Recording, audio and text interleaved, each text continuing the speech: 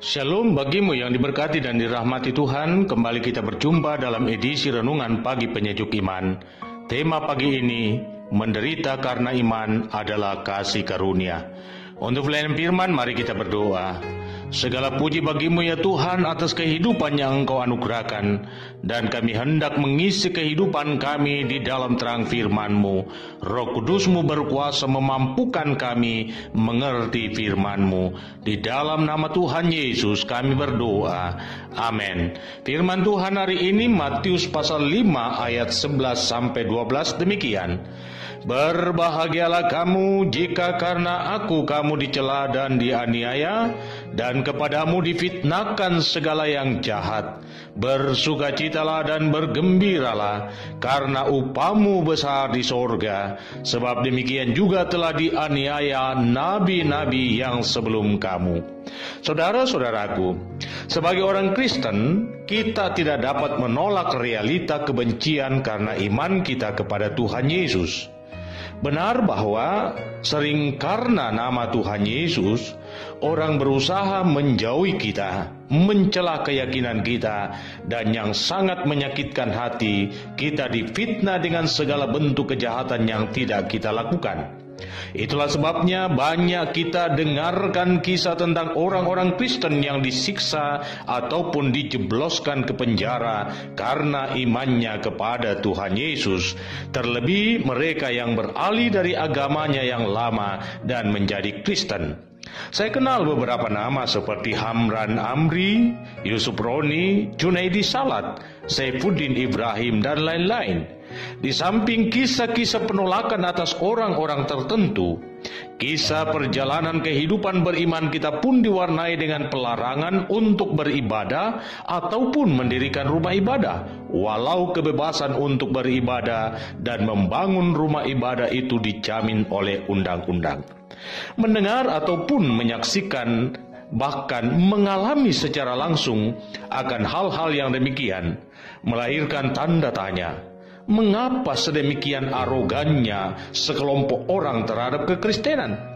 Apakah kekristenan tampilannya menyeramkan atau penuh dengan kejahatan sehingga harus dihindari atau disingkirkan? Namun untuk pertanyaan ini saya tidak akan memberi jawaban, sebab kekristenan tidak pantas dinilai demikian. Saya katakan tidak pantas dinilai seperti itu karena semua orang tahu, bahkan yang memusuhi Kristen pun tahu bahwa identitas kekristenan adalah kasih. Dan di sini saya berani mengatakan bahwa hanya orang bodoh atau orang yang memang hatinya jahat saja yang menyangkali realita kasih.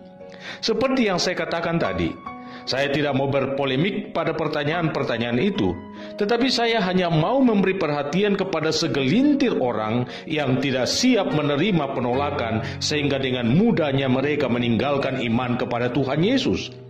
Memang tidak ada daripada kita yang ingin menderita. Dan jujur kita harus akui bahwa kita berusaha untuk menghindari hal-hal yang melahirkan atau mendatangkan kesusahan dan penderitaan bagi diri kita sendiri. Tetapi dalam perkara iman, penderitaan yang terjadi bukanlah kemalangan atau nasib buntung, melainkan sebuah keberuntungan. Karena itu, di sini saya mau mengatakan bahwa menderita karena nama Tuhan Yesus adalah sebuah kasih karunia yang Tuhan berikan kepada kita. Mendapat kasih karunia dari Tuhan itu adalah sukacita besar, melebihi sukacita mendapatkan harta duniawi.